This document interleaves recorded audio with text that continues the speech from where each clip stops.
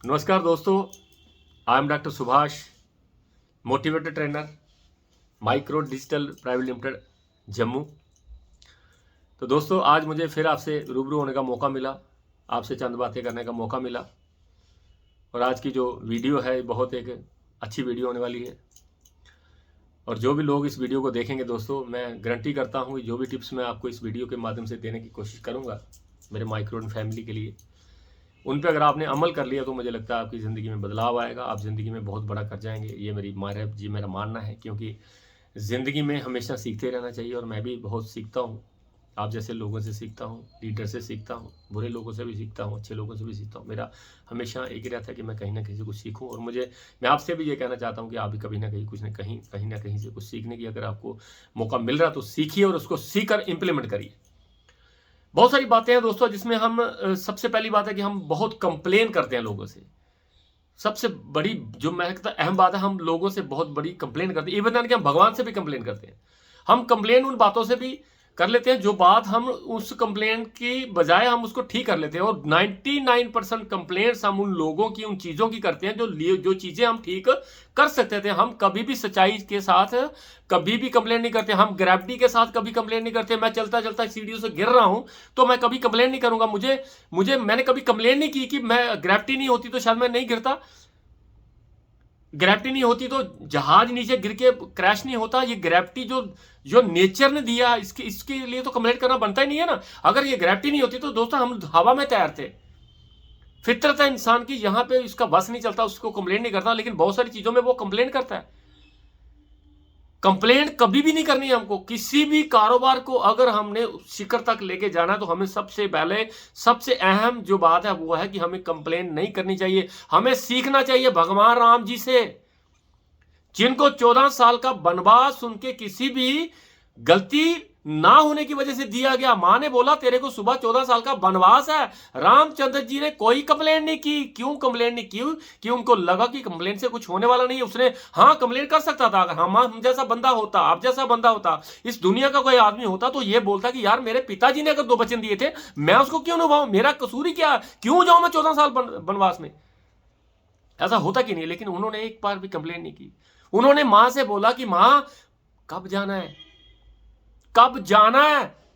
और एक राजा के वस्त्रों को उतार कर उसको एक बनियान डाल दी गई, उसको भगमा वस्त्र दे दिए गए और बोला कि 14 साल तो दिखना नहीं चाहिए, तेरे को पूरा कारावास की तरफ वनवास है और दोबारा आप इस योद्धा में नहीं आ सकते। कितना बड़ा दिल रहा होगा, कितनी बड़ी बात रही होगी, कितनी बड़ी कंप्लेन कर सकते थे वो, लेकिन उन्होंने नहीं की। इसलिए मैं आपको कहता हूं कि अगर हम इस दुनिया के प्राणी हैं तो हमें भी कंप्लेन नहीं करनी है। हमें जिस भी कारोबार में हम हैं उसमें हमने कभी कंप्लेन नहीं करनी है। अगर कोई गलत हो रहा है तो वो मेरी वजह से हो रहा है। और वो कंप्लेन जो हम लोगों के लिए कर रहे हैं, वो कंप्लेन ना करके मैं उससे बाहर निकल सकता था, लेकिन मैंने कंप्लेन की। जब मैं कंप्लेन करता हूं तो मुझे दोष दूसरे का नजर आता है, तो मैं उस दोष को सुधारने की कोशिश नहीं करता हूं। सबसे पहली हैबिट यह है कि आपने कंप्लेंट करना छोड़ना है अगर इस नेटवर्क मार्केटिंग में बहुत बड़ा इतिहास रचना है तो। दूसरी बात, हमें कभी भी कंपैरिजन नहीं करना है। हम कभी भी कंपैरिजन नहीं करेंगे उन लोगों से जो लोग हमसे ज्यादा पैसा कमा चुके हैं। हम कंपैरिजन नहीं करेंगे उन लोगों से जो लोग हमसे बढ़िया चीज लेके आ रहे हैं। हम कंपैरिजन कभी नहीं करेंगे। मान लीजिए आपने 2 साल 3 साल 4 साल काम किया और एक होंडा सिटी कार लेके आए, और होंडा सिटी कार लेने की जो आपको खुशी थी वो चरम सीमा पे थी। आपका एक सपना था जो साकार हुआ था, आप होंडा सिटी ले आए। लेकिन पड़ोसी में एक बंदा आया, वो मर्सिडीज लेके आया। वो बंदा मर्सिडीज लेके आया। जब उसने आपने उसके साथ कंपैरिजन करना शुरू कर दिया कि उसके पास मर्सिडीज आई है, मेरी होंडा सिटी है, मुझे लग रहा है कि ये होंडा सिटी मेरी किस काम की नहीं है, ये कोई वैल्यू नहीं रखती है, इसका मतलब आपने कंपैरिजन कर दिया। कंपैरिजन जब आप किसी के साथ करते हो तो अपनी वैल्यू खत्म हो जाती है। किसी के साथ कंपैरिजन करने की जरूरत नहीं है। अगर किसी ने पैसा कमाया तो उसको फॉलो करिए, फॉलोअर बनिए और आप भी पैसा कमाइए। ये चीज करने की जरूरत बजाय कि मैं उसके साथ कंपैरिजन करूं, उसकी साड़ी मेरी साड़ी से सफेद कैसे। कोई जरूरत नहीं है कंपैरिजन करने की। कंपैरिजन करना तो अपने आप से करिए कि मैं कल से आज बेहतर हुआ कि नहीं। कंपैरिजन अपने आप से कि आज होंडा सिटी आई है तो कल मेरे पास जैगुआर आ सकती है। कंपैरिजन हमें अपने आप से करना है। हमें बिरला टाटा के साथ कंपैरिजन करने की जरूरत नहीं है। हम उस फील्ड के लोग हैं जो फील्ड में कुछ भी कर गुजरने की हम ताकत रखते हैं। हमें कंपैरिजन बिल्कुल नहीं करना है। हमें कोई कंपैरिजन करने की जरूरत नहीं है दोस्तों। हमें यह लगता है कि हम जब हम कुछ करेंगे ना, हमें कंपैरिजन करने की जरूरत नहीं। आपको याद होगा, अगर आपको याद नहीं है तो मैं बता देना चाहता हूं कि 47 ईयर की ओल्ड में, 47 ईयर की जब एज थी हमारे ओबामा साहब की, तो वो राष्ट्रपति बने। सबको याद है कि 47 साल की उम्र में ओबामा जी राष्ट्रपति बने यूएस के, और वो तभी सब 79 ईयर्स का एक बंदा था, वो जो 75 साल की उम्र में था, वो थे बाइडेन सर। बाइडेन जी तब ये सोचते, कंपैरिजन करते कि यार मैं राष्ट्रपति क्यों नहीं बना, ओबामा 47 साल की उम्र में राष्ट्रपति बना, मैं 75 की उम्र में राष्ट्रपति क्यों नहीं बना। तब ओबामा की जो कैबिनेट थी उसमें वो मंत्री थे, लेकिन उसने कंपैरिजन नहीं किया। उसे पता था कि जब मेरा टाइम आएगा तो मैं राष्ट्रपति बनूंगा, और इन 79 ईयर्स वो राष्ट्रपति बने। ये क्या हुआ, ये कंपैरिजन नहीं हुआ, ये उसने अपने आप को निखारा कि कोई बात नहीं ओबामा साहब, आज 47 साल की उम्र में आप राष्ट्रपति हो तो कभी ना कभी मैं राष्ट्रपति बनूंगा, क्योंकि दूसरी लाइन में मैं हूं, मेरा वक्त आएगा, मेरा टाइम आएगा। उसने ये किया और आपने भी यही करना है। हम कंपैरिजन नहीं करेंगे, किसी की ऑडी हो गई है, कोई प्रॉब्लम नहीं है, मेरी भी होगी और मेरा वक्त आएगा। ये बात हमने हमेशा याद रखनी है। हमें कभी भी कंपैरिजन नहीं करना है, हमें कंपैरिजन नहीं करना, क्योंकि कंपैरिजन जब भी करते हैं, जब भी हम कंपैरिजन करते हैं तो हम कंपैरिजन की तरफ ध्यान देते हैं, अपने ऑपरेशन में ध्यान हमारा चला नहीं जाता। हम अपने आप को उससे बेहतर नहीं बना सकते, क्योंकि हमें कंपैरिजन में हमें लगता है कि वो हमसे बेहतर है, हमसे ज्यादा कमा गया, हमसे ज्यादा काम कर गया। आप अपने आप को अगर अपने आप से कंपैरिजन कर लिया ना, तो आप अपडेशन में जाएंगे, आप अपडेट करेंगे अपने आप को, और आपका रिजल्ट भी उसी हिसाब से होगा। तीसरी बात की ब्लेम करना बंद करिए। ब्लेम कभी मत करिए कि मैं उसकी वजह से फेल हुआ। ब्लेम करेंगे तो आप नकारा हो जाएंगे। उसकी एग्जांपल आपको दे रहा हूं। अगर आपने मुझे देखकर मुझ पे ब्लेम कर दिया कि मैं डॉक्टर साहब की वजह से कामयाब नहीं हुआ, मैं विवेक की वजह से कामयाब नहीं हुआ, मैं मैनेजमेंट की वजह से कामयाब नहीं हुआ, मैं सतीश सर की वजह से कामयाब नहीं हुआ, ये ब्लेम करना छोड़िए दोस्तों। जब भी आप किसी को ब्लेम करते हो ना, तो फिर सुधरने के चांसेस कम हो जाते हैं। जब दोष किसी दूसरे का है, जब दोष ही किसी दूसरे का है, तो फिर मैं सुधारूंगा क्या? मैंने ब्लेम ही कर दिया कि उसकी वजह से मैं हारा, उसकी वजह से मेरी लेग नहीं चल रही, उसकी वजह से मैं कमजोर हुआ, उसकी वजह से मुझे चेक नहीं आ रहा, उसकी वजह से मेरा ये नहीं हो रहा, उसकी वजह से मेरी टीम अच्छी नहीं चल रही। ये ब्लेम कर रहे हैं हम। ब्लेम करने का मतलब ये हुआ कि मुझे लगा कि जो हो रहा है वो किसी और की वजह से हो रहा है, वो दोष किसी और का है, तो फिर मैं सुधारूंगा क्या? जब मुझे पता ही नहीं है कि दोष मेरा है, तो मैं उसको सुधारूंगा नहीं। ब्लेम कभी भी मत करो। ब्लेम करना है तो अपने आप के ऊपर करो कि मेरा ग्रोथ क्यों रुक रहा है, उसका क्यों चल रहा है, उसकी लेग क्यों फास्ट चल रही है, उसकी एंट्री धड़ा धड़ा आ रही है, मेरी क्यों नहीं आ रही है। ये चीज अगर आपने दिमाग में बिठा दी कि ब्लेम किसी और का नहीं है, ब्लेम मेरा ही है रे। अगर आज मेरा काम नहीं चल रहा, अगर आज काम बहुत ज्यादा चल रहा है, उसका जिम्मेदार भी मैं हूं। अगर मेरा काम नहीं चल रहा तो उसका जिम्मेदार भी मैं हूं। अगर चल रहा था तो मैं क्या करता था, आज मेरा नहीं चल रहा तो मैं क्या नहीं कर रहा हूं, उसको करने की जरूरत है। ये बैड हैबिट है, इसको निकालिए, बाहर फेंकिए, ब्लेम करना छोड़िए। मैं खुद अपने आप पे काम करूंगा और मैं ब्लेम करने की बजाय सीखूंगा, मैं अपने आप को अपडेट करूंगा ताकि मेरा काम चले। ये भी एक बात है, आपको ब्लेम कभी किसी से करना नहीं है। और दूसरी बात, सबसे जो अहम बात है इस वीडियो में आपको बताने वाली, वो है लेट उठने की आदत। लेट उठने की आदत जब तक आपको है ना दोस्त, आप बड़ा कर नहीं पाएंगे। क्योंकि आज नहीं, मैं कब से आपको बोल रहा हूं कि जब आप सूरज को जगाएंगे ना तो आप तरक्की करेंगे। जब सूरज आपको जगा रहा है तो आप तरक्की कभी करेंगे नहीं। अलार्म को लगा लेते हैं, लेकिन अलार्म जब बजता है तो उसको फिर हम स्नूज का बटन दबा के उसको फिर से हम पोस्टपोन कर देते हैं। वो अलार्म उठ उठ के आपको बोल रहा कि हे मेरे कुंभकर्ण के डीएनए उठ, तुमने मुझे रात को एक मैसेज दिया था, तुमने मुझे हुक्म दिया था कि मुझे 5 बजे सुबह उठाना, लेकिन जब मैं बजता हूं तो तू मुझे रोकता क्यों है, उठता क्यों नहीं है। उस अलार्म की तो इज्जत रखिए। जो बंदा 8 बजे 9 बजे उठ रहा है, 9 उठने के बाद कुछ काम कर रहा है, फिर खा रहा है, खाने के बाद जब कुछ होगा नहीं, जब कोई बंदा उठेगा ही लेट, तो उसकी सारी जो दिनचर्या है ना वो लेट होती जाएगी। सुबह 9 बजे उठ के जब आप शीशे में होके तैयार हो गए, यहां पे ऐसे शूट बूट पहन के खड़े होंगे ना, तो शीशा आपको सैल्यूट करेगा कि ऑल द बेस्ट, करके आओ, शाम को बात करेंगे, कल सुबह फिर मिलते हैं। शीशा आपसे बात कर रहा है। लेकिन शीशा जब आपको 12 बजे देखेगा ना, तो आपके लानत देगा आपको कि यार 12 बजे उठ रहे तू। अरे 12 बजे उठने के बाद तू कर क्या लेगा, क्या उखाड़ेगा? 4 घंटे की सारा दिन रह गया। और वो लोग जो तेरे को 10 बजे मिलने वाले थे, वो आप 12 बजे कहां मिलेंगे आपको? सुबह उठेंगे ना आप 8 बजे, तो कोई 8 बजे मिलने वाला होगा, कोई 8:30 मिलने वाला होगा, कोई 9 बजे मिलने वाला होगा, कोई 10 बजे मिलने वाला होगा, कोई 11 बजे मिलने वाला होगा। सब बंदों को आप मैनेज कर पाओगे अगर आप सुबह उठेंगे तो। एक बंदा मुझे मिल ही सुबह 8 बजे सकता है और मैं उसको 10 बजे मिल रहा हूं, मिलेगा? वो कभी नहीं मिलेगा, आपका काम चलेगा नहीं, क्योंकि वो जानता है कि ये बंदा सीरियस नहीं है। इसको मैंने 8 बजे बुलाया, ये 8 बजे नहीं आया, इसको मैंने 9 बजे बुलाया, ये 9 बजे भी नहीं आया, और ये बंदा 12 बजे जब उठता है तो मेरे को क्या तरक्की दिलाएगा? वो किसी और के साथ जुड़ जाएगा। इसलिए आपको लगता है कि किसी और का काम चल रहा है, मेरा नहीं चल रहा है। इस हैबिट को तो दोस्तों मैं कहता हूं किसी तरह के एनी हाउ 4 अलार्म लगाओ, 4 फोनों पे अलार्म हो, ताकि आपके कान पक जाएं, आप उठ के बैठ जाओ कि हाँ यार आज उठूंगा, क्योंकि ये अलार्म मुझे छोड़ने वाला नहीं है। दोस्तों जिंदगी में कुछ करना है, जिंदगी में अगर कुछ करना है तो आपको सुबह उठना ही पड़ेगा। जैसे मैं उठता हूं 4:30 बजे, और बहुत सारे लोग बोलते हैं कि 4:30 बजे तू क्यों उठता है, क्या करता है तू 4:30 बजे उठकर? और मैं उनको बताता हूं कि 4:30 उठने का मतलब यह है कि मैं अपने आप को सेटिस्फाइड करता हूं कि मैं वन ऑफ द बेस्ट हूं, मैं दुनिया का सबसे अच्छा इंसान हूं, मैं दुनिया का सबसे हेल्थियर इंसान हूं, मुझे दुनिया में तहलका मचाने के लिए भगवान ने ऊपर नीचे भेजा है, मैं ये सोच के उठता हूं। अगर सुबह 4 बजे उठेंगे, आप सुबह 5 बजे उठेंगे, आपकी हेल्थ अच्छी रहेगी, जो पैसों से नहीं मिलती रहे,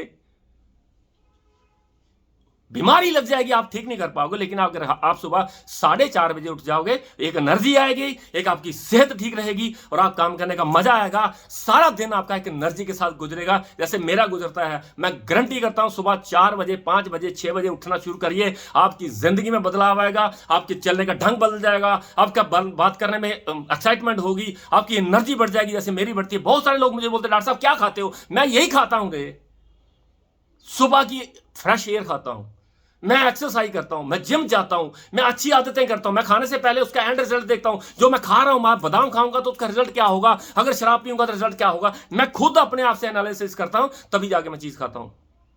आप मेरे रूम में कभी भी आइए, आपको कभी भी ऐसी चीज नहीं मिलेगी जो जिंदगी में खराब करने वाली होगी। आपको ड्राई फ्रूट मिलेगा, आपको फ्रूट मिलेगा, आपको प्रोटीन मिलेगी, आपको अच्छी अच्छी चीजें मिलेंगी। और बहुत सारे लोग मेरे यहाँ पे आते हैं और यही देखते हैं सर डॉक्टर साहब आप कोई भी ऐसी चीज नहीं खाते जिसमें आपकी सेहत खराब होती है। और आज मैं आपके साथ अगर इस जुनून के साथ बोलता हूं तो उसका क्रेडिट सारा का सारा मेरी आदतों के ऊपर जाता है। और यह भी मेरी एक आदत है कि मैं जल्दी उठता हूं। जब मैं उठता हूं तो फिर मैं एक्सरसाइज करता हूं। जब मैं एक्सरसाइज करता हूं तो मेरे दिमाग ने एक घंटी बजती है कि भैया ये जो सेहत तू बना रहा है ना, ये थोड़ा तू फिट रह रहा है ना, अगर तू गलत चीजें खाएगा तो कोई फायदा तेरा उठने का नहीं है। उठने का यह भी एक फायदा है, एक्सरसाइज करेंगे तो बुरी आदतों से बच जाएंगे। एक्सरसाइज करेंगे तो आप गंदी आदतों से, जैसे कोई गंदी चीज खा रहे हो तो आपको यहां से माइंड आपको स्टक करेगा कि भैया ये गंदी चीज है, मत खाओ, क्या फायदा तेरा 4:30 उठने का। ये चीजें भी हैं। और लास्ट में एक ऐसी बात मैं आपसे कहने वाला हूं दोस्तों, उसको गांठ बांध के लीजिएगा और उस पर अमल करिएगा। अगर आपने अमल कर लिया, मेरी जिंदगी में आपको मेरा तजर्बा कहता है, मेरे 12, 13, 15 साल का एक्सपीरियंस कहता है कि आपकी जिंदगी में 4 चांद लग जाएंगे अगर आपने उस सिस्टम को फॉलो कर लिया, उस टॉपिक को फॉलो कर लिया। वो आपके साथ मैं शेयर करने वाला हूं। वो है दोस्तों, काम को शुरू करके खत्म करने की आदत। काम को शुरू करने से क्या होता है, काम शुरू होता है, लेकिन बहुत सारे लोग काम को खत्म नहीं करते हैं, बीच में छोड़ के चले जाते हैं, दूसरा काम ढूंढ लेते हैं। दोस्तों, काम को शुरू करने के वक्त ये सोच लीजिए मुझे इसे खत्म करना है, एनी हाउ मैं खत्म करूंगा। 1 साल लगेगा, 2 लगेगा, 3 लगेगा, 4 लगेगा, 5 लगेगा, 6 लगेगा, लेकिन साला खत्म करके ही छोड़ूंगा। ऐसी जुनून के साथ काम को शुरू करिए।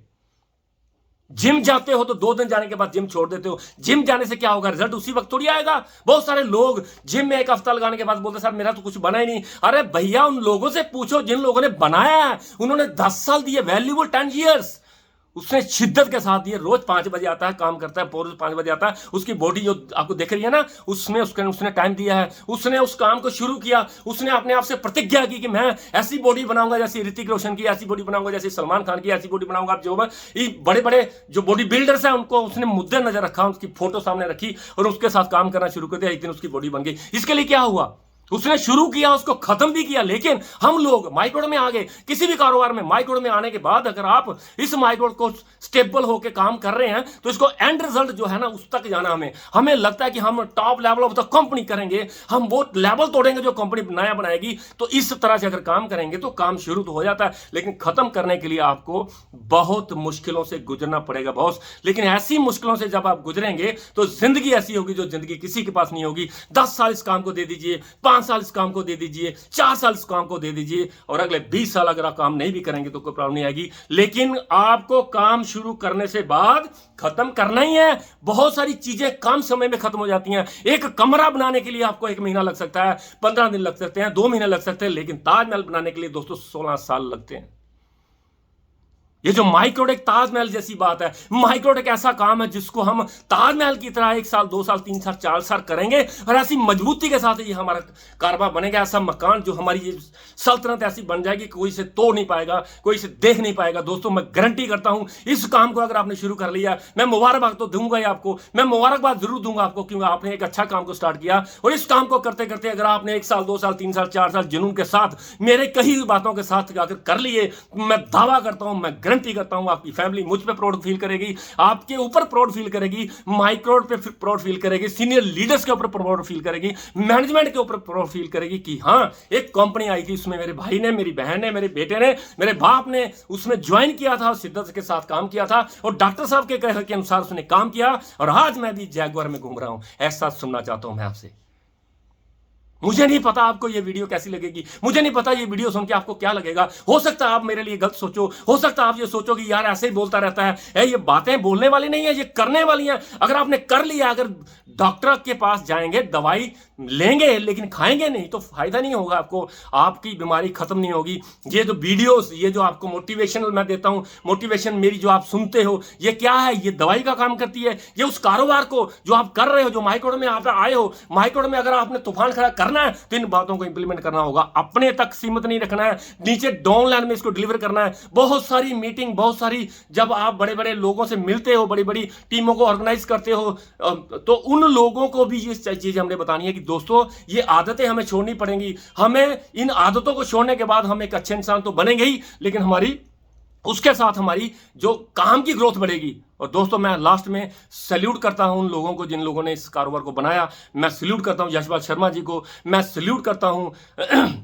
नरेंद्र सिंह जमाल साहब को, मैं सैल्यूट करता हूं राधा जी को, जिनकी एक सोच के साथ आज 25-26 हज़ार लोगों को जो एक सपना दिखा है उसको पूरा करने के लिए दोस्तों इन लोगों ने जो बीड़ा उठाया है, मैं तमाम उम्र इनकी जो अच्छी हेल्थ के लिए दुआ करता हूं साईनाथ जी के कि हे साईनाथ इन त्रिमूर्ति को हमेशा खुश रखना और इनके ऊपर कभी आंच ना आने देना, क्योंकि इनके कंधों के ऊपर 25-26 हज़ार लोगों की जिम्मेदारी है। और मैं थैंक्स करना चाहता हूं हमारे को फाउंडर्स विवेक गुप्ता जी का, संजय गुप्ता जी का, और मैं ऑल सीनियर लीडर्स का, जिनका मैं कुछ का तो नाम मैं बोलना चाहता हूं। मैं मुझे गर्व है कि मैं उनके साथ काम कर रहा हूं। हमारे जो second highest earner of the company mister Satish Kumar ji हैं, हमारे रिंकू गुप्ता भी हैं, और बहुत सारे सहदेव जी हैं, हमारे रामपाल जी हैं, हमारे कमलपाल जी हैं, बच्चन सर हैं, कुलदीप सर हैं, बिशन सर हैं, बड़े सारे सुखदेव जी हैं, बहुत सारे ऐसे लोग, जगन्नाथ जी हैं, हमारी उषा जी हैं, आशा जी हैं, बहुत सारे लोग कटरा से भी हैं, जैसे ममता जी कटरा से हैं, हमारी शीला जी कटरा से हैं, हमारी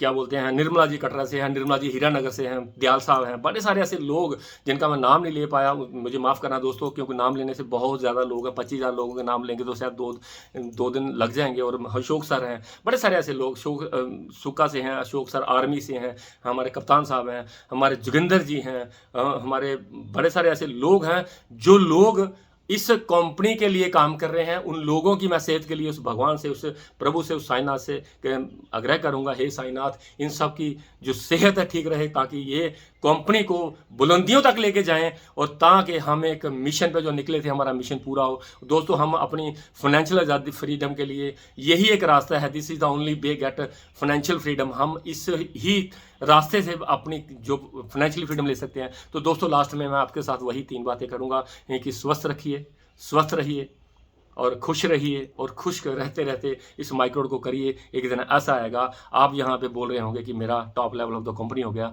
तो उस वक्त मुझे बहुत खुशी होगी। तो थैंक यू आज की वीडियो के लिए दोस्तों, इतना ही। Thank you very much. मिलते हैं नेक्स्ट वीडियो के साथ। शुक्रिया, थैंक यू, जय हिंद।